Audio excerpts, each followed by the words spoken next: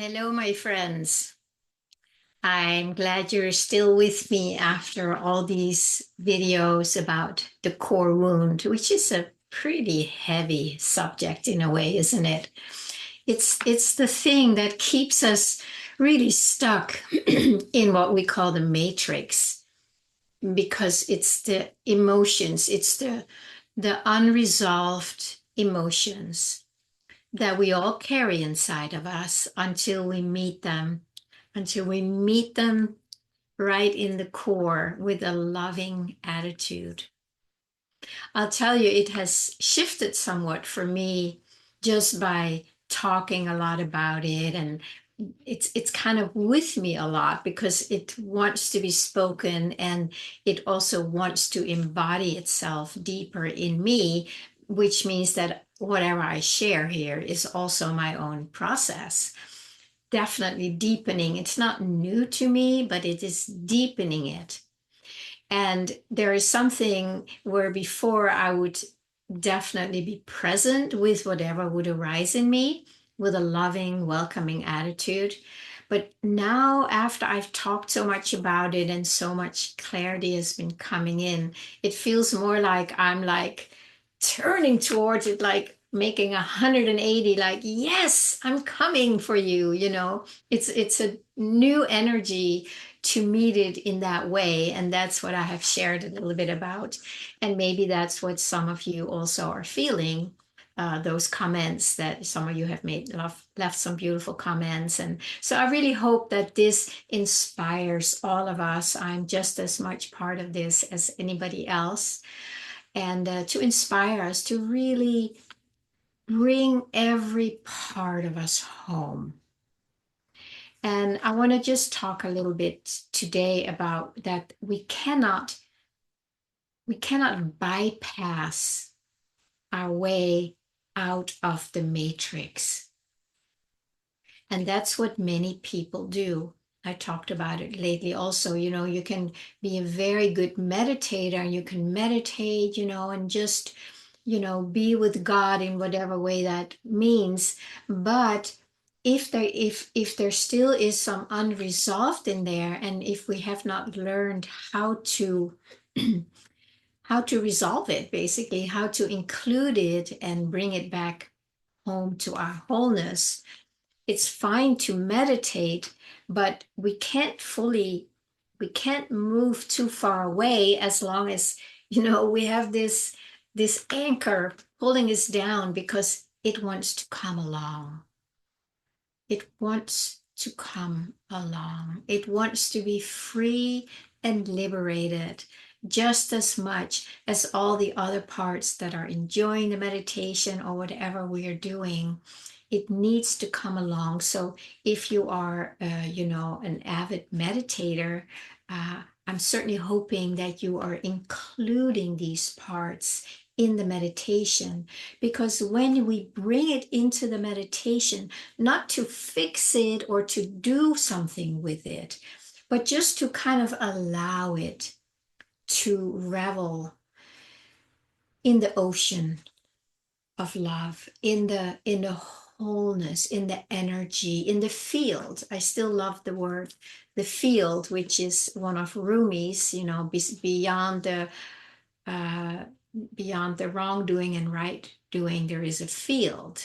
I'll meet you there. I love that quote because I often tune into the field, because then I remember, oh yeah, it's everywhere. It's all around me, inside and out, everywhere.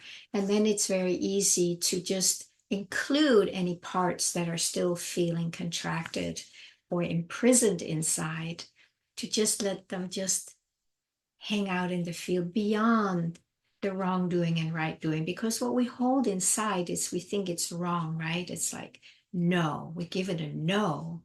And then it feels imprisoned, and then it feels painful. It hurts us. And then we push it further away. We put a bigger no around it. But we want to get to the place where we say yes to it. It's not wrong or right. It's just there, and it wants to be liberated. And it deserves to be liberated, if I can use the word deserve. That's also kind of such a funny dualistic word, because they're deserving and not deserving. It's like it's neither of those, right? The water doesn't deserve to flow freely. That's just what it does. And that's the same with you and I, the divine flow, it just flows freely. And if we keep pushing part of it away and say, you can't be here, then we suffer. And that is what we do when we try to bypass any of it. I think when it all started with, the spirituality many years ago, when we all embarked on the spiritual journey, we didn't know any of this. We were still in a state of deeper unconsciousness than we are now. We have hopefully all, brought more light in so we can see more what is actually going on. But in the early days, and also the teachers in the early days, some of them had these big awakenings and then they started teaching, but they also had not necessarily done their deeper inner work. And I have shared that before. I know a number of those early teachers, and there was just kind of, we had a tendency to believe that they knew that they had all the answers because they had had this big awakening and could see the truth. But what happens is when you get these big openings, and I had one of those in Denmark, I have shared before, in I think 87, and it was like unbelievable, the love, the oneness, unbelievable. Now, I didn't start teaching because I went through a huge, huge hell ride 3 months later for many months, because all this stuff had not been touched yet. It's like when the light comes in, when we have these big openings, the light comes in, and first you go like, wow, it's so beautiful. But then this light, then you start seeing like, ooh, ooh, what's that? It's like, no, I don't want that. I want to go back to this. And it's just unavoidable. I think it's just so there, and it's something most of us go through in the early days. Some hang on to it for a long, long time, but if something is hurting too much, we are forced to look at it.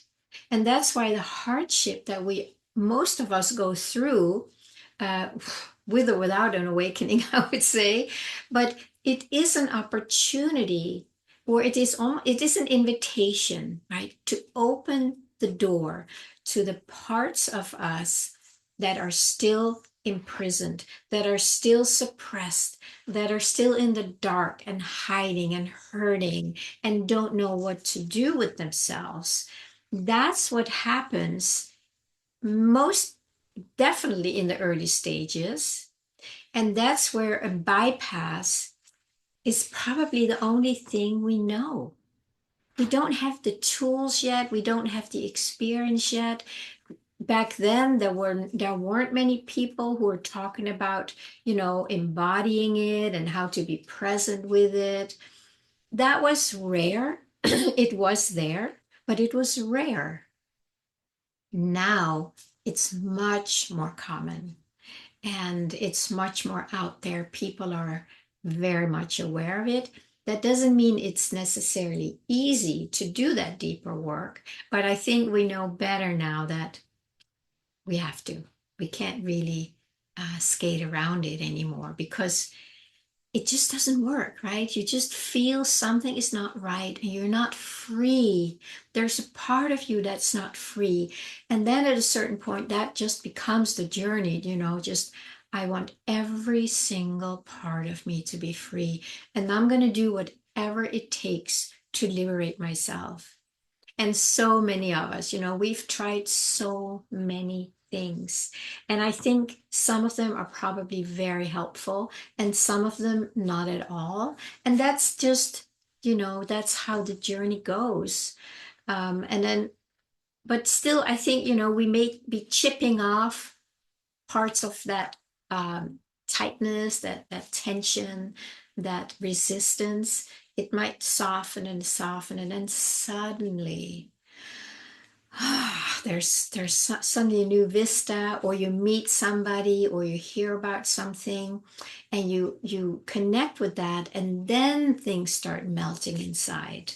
So it is a journey, and there is no way around all the parts we need to bring in. We cannot bypass anything. I remember Adyashanti, who was my teacher for a number of years, many years ago. I remember he would say, love comes back for all of itself. And that's something I heard, my gosh, is it 20 years ago or something or more? And it's still with me. No, it's more than that. It's still with me. You know, there's certain quotes or certain things that people say that just stay with you because it's like, oh, yeah. So let's remember that. We are the love. It's not going to come from over there. It's us. I am that love. And I am coming back for all of myself so that I can move in the world as liberated, as free, as whole, as complete, because nothing is left behind anymore.